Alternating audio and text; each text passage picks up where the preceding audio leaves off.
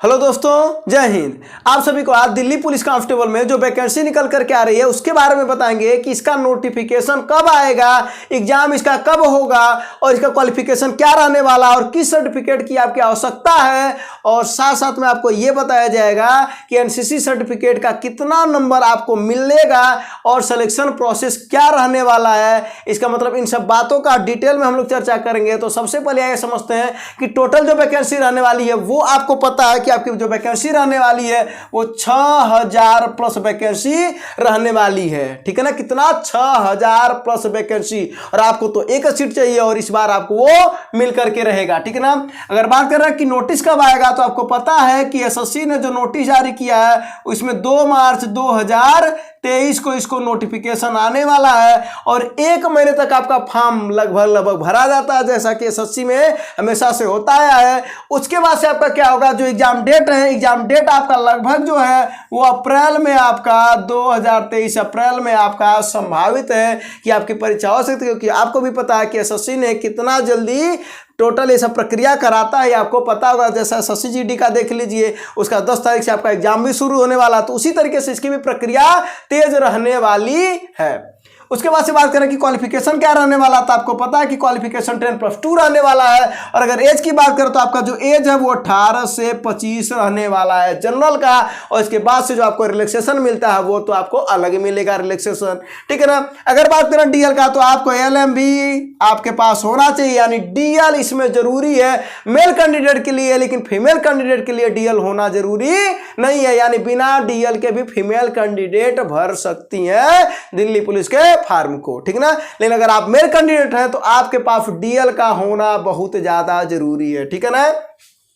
बात करें कि सर्टिफिकेट, तो कौन सा सर्टिफिकेट आपके पास होना चाहिए, तो आपके पास तो हाई स्कूल है ही, 10+2 तो है ही, उसके साथ साथ में आपको ओबीसी सर्टिफिकेट होना चाहिए, वो भी इसके पहले।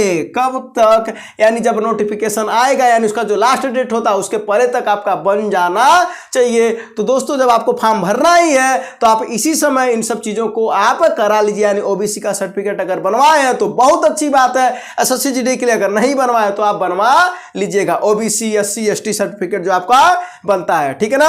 और बात करें अगर निवास प्रमाण पत्र यानी डोमिसाइल सर्टिफिकेट की, तो उसमें आपको नहीं लगता है, क्योंकि वैकेंसी सेंट्रल की वैकेंसी होती है तो निवास प्रमाण पत्र की आवश्यकता नहीं होती है। अगर वहीं पर बात करें कि एनसीसी का जो मार्क है वो कितना मिलता है, एनसीसी का मार्क, तो हम आपको बता दें कि जो एनसीसी का मार्क है, सर्टिफिकेट अगर ए है आपके पास तो 2 मार्क मिलने वाला है, अगर सर्टिफिकेट आपके पास बी है तो 3 मार्क और सी है तो आपको 5 नंबर मिलेगा आपको। वो भी कब, जब आपका एग्जाम होगा, यानी एग्जाम का जो रिजल्ट आएगा और एग्जाम के बाद से आपका जो होता है फिजिकल होता है, उसी में ये मार्क ऐड हो जाएगा। तो सबसे पहले इसका मतलब है कि हम लोग सिलेक्शन प्रोसेस को अगर देखें और उसी में इसको अभी हम ऐड करते हैं बातों को, तो जरा सुनिएगा कि सिलेक्शन इसका प्रोसेस क्या रहने वाला दिल्ली पुलिस कांस्टेबल का। तो सबसे पहले रहने वाला है आपका एग्जाम। क्या रहने वाला है एग्जाम, तो एग्जाम में जो आपका सिलेबस है उसमें क्या क्या पूछा जाएगा, कितना पूछा जाएगा, वो बात करते हैं। उसके जस्ट बाद एक बात आपको हम बता रहे हैं, तो मैथ का कितना टोटल क्वेश्चन होने वाला है, वो है 15 क्वेश्चन मैथ का रहता है। अगर बात करें रीजनिंग का तो 25 क्वेश्चन रहता है। जीके जीएस और जीए का टोटल 50 क्वेश्चन रहता है। और अगर वहीं पर बात करा जाए कंप्यूटर का तो 10 क्वेश्चन अब इससे भी पूछा जाता है। इसका मतलब है कि टोटल जो आपके क्वेश्चन आने वाले हैं वो टोटल आने वाले हैं 100 क्वेश्चन, और हर एक क्वेश्चन 1 नंबर का होता है, अर्थात 100 मार्क का आपका होता है। और जब इसमें अगर टाइमिंग की बात करें तो 90 मिनट का टाइमिंग है। कितना, 90 मिनट, यानी 1.5 घंटे का। क्या निगेटिव मार्किंग होता है, बिल्कुल होता है 1/4 निगेटिव मार्किंग होता है। 1/4 निगेटिव मार्किंग एसएससी में होता है। ठीक है ना। अब हम आपको बता दें कि सिलेक्शन प्रोसेस में हमने आपको क्या बताया कि सबसे पहले आपका होगा एग्जाम, और जब एग्जाम के बाद से आपको एक मेरिट बनेगी, उसी मेरिट में एनसीसी का मार्क जोड़ा जाएगा। जैसे कि अगर मान लेते हैं कि आपने इस एग्जाम को दिया, दिल्ली पुलिस कांस्टेबल का एग्जाम दिया, अगर आपके नंबर बनते हैं 60 और अगर आपकी मेरिट बनी है 62 में और आप एनसीसी सी सर्टिफिकेट है, तो आपको यहीं पर 5 नंबर का आपको मिल जाएगा, ऐड हो जाएगा, एक्स्ट्रा मिल जाएगा, तो आपका हो जाएगा 65 मार्क, अर्थात आप इस कट ऑफ को क्वालिफाई कर चुके होंगे। इसका मतलब है कि बेहतरीन इसका भी फायदा मिलता है जिनके पास ये सर्टिफिकेट है, और अगर नहीं है तो भी घबराने वाली बात नहीं है, आप मेहनत करेंगे तो निश्चित ही निकाल लेंगे, ठीक है ना।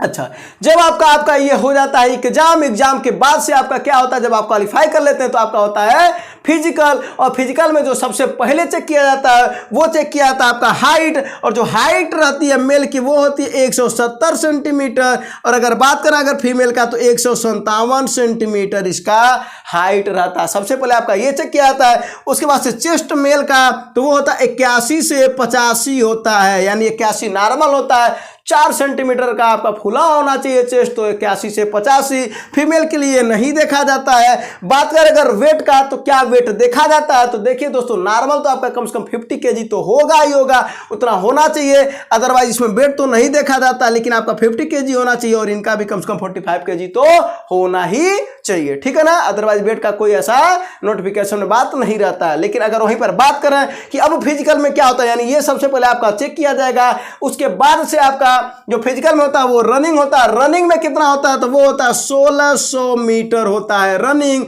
और कितने देर में इसको 6 मिनट में आपको दौड़ना होता है, रनिंग करनी होती है, तो 6 मिनट में। वहीं पर फीमेल कैंडिडेट के लिए यही चीज़ जो 1600 मीटर है वही 8 मिनट में इनको रनिंग करनी होती है, और उसके बाद यानी कुछ देर बाद यानी 15 से 20 मिनट या 25 मिनट आपको बीच में एक गैप मिलता है, और उसी गैप के बाद से लॉन्ग जंप होता है। तो जो मेल का जो लॉन्ग जंप है वो होता है 14 फीट होता है, और 14 फीट, और इनका कितना होता है वो होता है 10 फीट। कितना बार, 3 बार आपको मौका मिलता है, 3 बार आपको ये मौका दिया जाता है। अगर आपने पहली बार में ही निकाल दिया तो कोई दिक्कत नहीं है, आप क्वालिफाई कर गए, लेकिन तीसरी बार तक आपको हर हाल में निकाल लेना है, ठीक है ना। अगर बात करें हाई जंप का तो जो मेल के लिए वो 3 फीट 9 इंच रहता है, कितना, 3 फीट 9 इंच रहता है, और इनका जो फीमेल का होता है वो 3 फीट होता है, और इसके लिए भी 3 बार आपको मौका दिया जाता है। तो ये इतना फिजिकल में होता है, और जब ये फिजिकल आप क्वालिफाई कर हो जाएंगे इसके बाद से आपका होता है मेडिकल। तो उसके बाद से अगर मेडिकल के बाद से एक फाइनल मेरिट जारी होती है, एक पीडीएफ जारी होता है जिसमें आपका नाम आ जाता है, उसके बाद से आपका सिलेक्शन हो जाता है। तो टोटल ये प्रक्रिया यानी एग्जाम के बाद उसमें क्या होगा आपका फिजिकल के बाद से आपका क्या हो जाएगा मेडिकल, ठीक है ना। अब बात कर रहे हैं कि इस एग्जाम की तैयारी आपको किस तरीके से करनी पड़ेगी। तो दोस्तों सबसे पहले हम आपको बता दें कि जो दिल्ली पुलिस कांस्टेबल का 2017 और जो 2020 में पेपर हुआ है, यानी प्रीवियस ईयर क्वेश्चन अगर आपको मिल जा रहा है वो जिस तरीके से भी मिले, आपको पीडीएफ फॉर्मेट में मिले या मार्केट में आपको बुक के फॉर्मेट में मिले, आप सबसे पहले उसकी तैयारी कर लीजिए, और साथ साथ में एसएससी जीडी की भी आप तैयारी कर लीजिए। प्रीवियस ईयर क्वेश्चन का अगर इतने क्वेश्चन अगर आपको तैयार हो जाएंगे तो आपको बेसिक एक आइडिया हो जाएगा कि आपको इस एग्जाम को निकालने के लिए कितनी मेहनत आपको करनी पड़ेगी। तो ये आप जान लीजिए, यानी सबसे पहले आपको प्रीवियस ईयर क्वेश्चन आपको क्या होना चाहिए, वो तैयार होना चाहिए, खासतौर में किस में, मैथ में और रीजनिंग में, और कंप्यूटर के भी क्वेश्चन आप तैयार कर लीजिएगा, और जीके जीएस भी देख लीजिएगा कि किस लेवल के क्वेश्चन आते हैं, ठीक है ना। अगर बात करें किताबों का तो एक बात बता देना, आपके पास जो भी किताबें, जो भी किताब को पढ़ रहे हैं या जिस टीचर से भी आप यूट्यूब पर पढ़ रहे हैं उन पर भरोसा रखिए और उसी काम को आप कंटिन्यू करिए। निश्चित ही इस बार वर्दी आपके कंधों पर लहराएगी इस बार, ठीक है ना।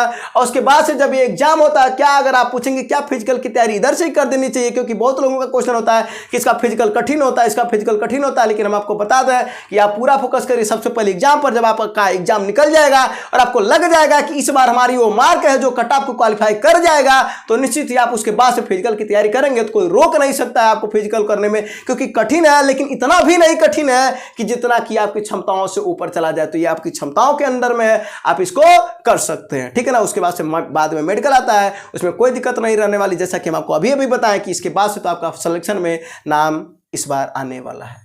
तो उम्मीद है ये बातें आपको समझ में आई होंगी, और अगर ये समझ में आया हो तो अपने दोस्तों के पास शेयर कर दीजिएगा। जब दोस्तों के पास शेयर करेंगे तो आप उसके साथ कंपटीशन करेंगे तो 2 लोग हो जाएंगे, जब दोनों लोग कंपटीशन करेंगे मिल करके तो दोनों लोग दिल्ली पुलिस कांस्टेबल का जो सपना है आप उसमें पहुंचेंगे, और ये बहुत बेहतरीन जॉब रहने वाली है। हाँ, कुछ लोगों का कमेंट आता है कि इसकी सैलरी जरूर बता दीजिएगा, तो दोस्तों सैलरी जरूर बता देते हैं। तो जो इसकी सैलरी रहने वाली है वो रहने वाली है आपकी 40,000 के लगभग, यानी 35 से 40,000 के लगभग आपका पर मंथ सैलरी रहने वाला होता है। यानी कितनी बेहतरीन जॉब होता है। अगर कांस्टेबल के लेवल पर देखा जाए तो सबसे बेहतरीन जॉब में से एक जॉब है ये दिल्ली पुलिस कांस्टेबल। 40,000 की लगभग आपकी सैलरी रहती है और बेहतरीन शहर में रहते हैं। और इसके बाद से अगर आपका सपना कुछ आगे बनने का भी है तो आप उसमें कर सकते हैं।